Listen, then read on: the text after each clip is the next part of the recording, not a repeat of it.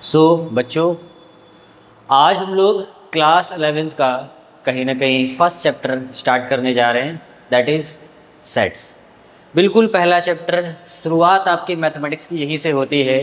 पूरी की पूरी आप 11th-12th की जो मैथमेटिक्स है, अगर उसे कंबाइंड फॉर्म में अगर आप देखें, कंबाइंड फील्ड में इसका मीन्स एक फ्रेम के रिस्पेक्ट में देखें कि हमें मैथमेटिक्स पढ़नी है, तो उसकी जर्नी जो स्टार्ट होती है वो हमारे सेट चैप्टर से स्टार्ट होती है। सेट चैप्टर के बाद आपको रिलेशन फंक्शन पढ़ना है और पूरा का पूरा सीक्वेंस हमारे पास डिज़ाइन किया गया है 11th-12th की मैथमेटिक्स में, ठीक है। जिसमें से सबसे पहला जो कहीं ना कहीं चैप्टर है, या बिल्कुल बिगिनिंग में जो चैप्टर्स हमारे पास है, बिगिनिंग में जो कॉन्सेप्ट्स है हमारे पास, उसका नाम है हमारे पास सेट्स।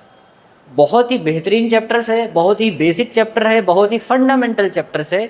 इसको अगर आपने थोड़ा सा एनालिसिस करके अच्छे से कवर कर लिया, तो आने वाले जो चैप्टर्स है उन सब में आप इस चैप्टर को कनेक्ट कर पाओगे।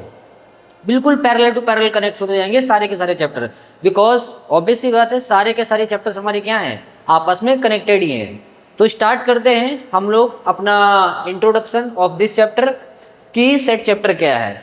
तो जैसा कि बच्चों आप लोग देख पा रहे हैं, मैंने लिखा हुआ है सेट्स की डेफिनेशन। अब सेट की डेफिनेशन में क्या बोला गया है? सेट की डेफिनेशन में बोला गया है, the collection of well defined object is known as set. कहने का मतलब, आपने क्लास फर्स्ट सेकंड में अल्फ़ाबेट्स पढ़े होंगे, A to Z is known as set.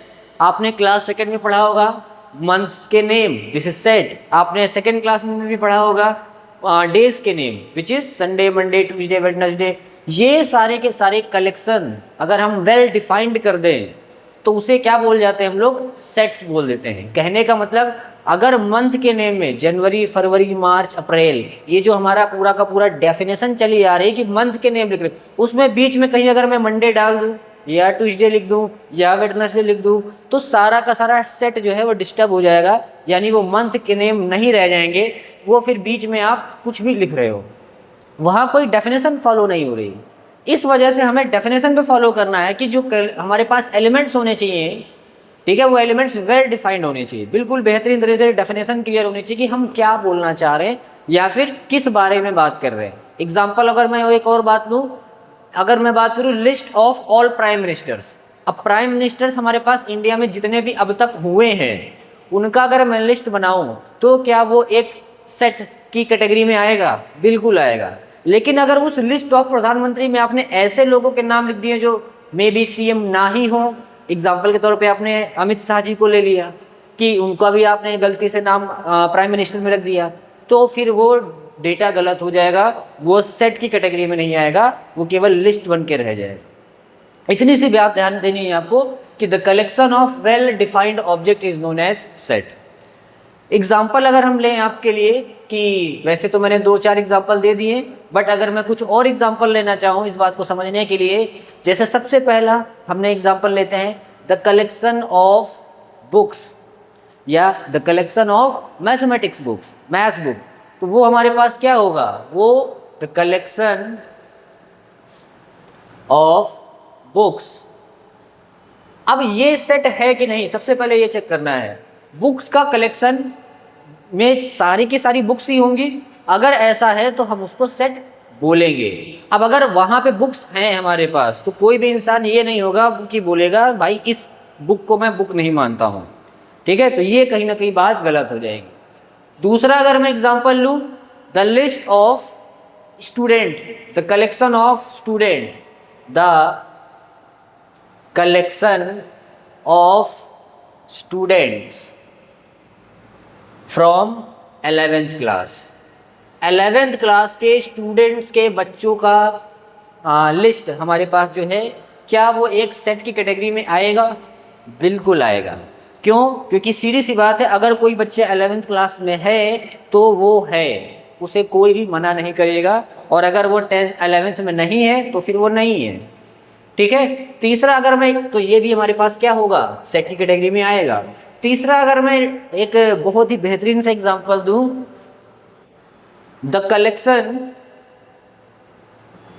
Of topper student. Topper student ले ले या ऑनेस्ट स्टूडेंट ले लें, जो बहुत ही सीधे साधे हैं, प्यारे से हैं, ईमानदार हैं, जो होमवर्क डेली करके आते हैं। तो मैं अगर the collection of honest student की बात करूं, कि आपकी क्लास, जिस क्लास में आप पढ़ रहे हैं 11th क्लास में या किसी भी स्कूल में आप पढ़ रहे हैं, वहाँ पे उन बच्चों का आप ग्रुप बनाइए जो ऑनेस्ट हों, यानी जो होमवर्क डेली करके आते हों। तो ऐसे कौन से स्टूडेंट होंगे? तो ये जो हमारे पास एग्जाम्पल है, ये एक डेफिनेशन को फॉलो नहीं कर पाएगा, बिकॉज सीधी सी बात है, वो बच्चा किसी टीचर का होमवर्क करके लाता होगा, किसी का नहीं लाता होगा, या फिर कोई टीचर उसे ऑनेस्ट मानता होगा या नहीं मानता होगा। यहाँ अलग अलग डेफिनेशन लोगों की नज़र में अलग अलग रहेगी। That is why this is not a set. ये थर्ड वाला पॉइंट हमारे पास सेट नहीं होगा। क्यों नहीं होगा? बिकॉज ऑनेस्टी की कोई डेफिनेशन कहीं ना कहीं नहीं होती है, सबकी नज़र में अलग अलग। जैसे मैं एक और अगर एग्जांपल दूं, the list of honest prime ministers, ठीक है, या फिर आप हैंडसम प्रधानमंत्री ले सकते हैं जितने भी पीएम्स में हैं। बट अगर मैं फोर्थ का यहाँ एग्जांपल दूं, द कलेक्शन ऑफ, एक प्रकार से अगर हम लेते हैं टॉपर स्टूडेंट, ठीक है, topper student in your class, तो आप जो हैं अपनी क्लास में किस बच्चे को टॉपर मानते हैं? अब वो तो आप मानते हैं ना, हो सकता है आपके बगल वाला ना मानता हो। सो दैट इज वाई कोई ना कोई डेफिनेशन फॉलो नहीं हो रही, वेल डिफाइंड ऑब्जेक्ट नहीं है कि कौन होगा टॉपर। इस क्लास में बहुत सारे टॉपर्स हो सकते हैं, सीधी सी बात है। कौन टॉपर होगा इसकी कोई प्रॉपर डेफिनेशन नहीं है। That is why this is not a set. ये भी सेट नहीं होगा। जिनकी प्रॉपर डेफिनेशन होगी कहीं ना कहीं, उन्हीं को हम लोग सेट बोलेंगे। एग्जाम्पल के तौर पे फिफ्थ अगर हम बात करें, ठीक है, the collection of good days, है ना भाई, या फिर good months, the collection of good months, the collection of good months. जो भी आपको मंथ्स अच्छे लगते हैं, मीन्स जनवरी किसी को अच्छी लगती है, यानी विंटर्स किसी को अच्छे लगते हैं, किसी को हमारा जुलाई अगस्त अच्छा लगता है जहाँ पे कहीं ना कहीं बारिश अच्छी खासी होती है, थोड़ा गर्मी होती है। तो किसको कौन से डेज या मंथ अच्छे लगते हैं, जिस किसी का बर्थडे ही बहुत ज़्यादा जुलाई अगस्त में होता है तो उनका फेवरेट मंथ हमारे पास वो हो जाता है।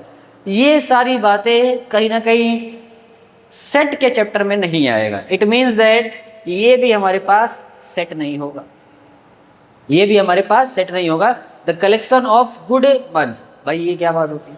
किसी के लिए कोई मंथ अच्छा है, किसी के लिए कोई मंथ अच्छा है, इसलिए ये वाले सेंटेंस कहीं ना कहीं हमारे पास, इस तरह की जितनी भी बातें हैं वो सारे सेट की कैटेगरी से बाहर कर दो आप, ठीक है। और सेट की कैटेगरी में केवल इस तरह से आएंगे जहाँ प्रॉपर डेफिनेशन फॉलो हो रही हो। It means that the collection of book, अब बुक है तो है। The collection of student from class 11, अब जो बच्चा क्लास 11th में है वो है, क्योंकि जो बच्चा फेल हो रखा है वो ऑब्वियस सी बात है वो क्लास 10th में ही है, और जो 11th पास हो चुका है वो आके 12th क्लास में हो चुका है, ठीक है।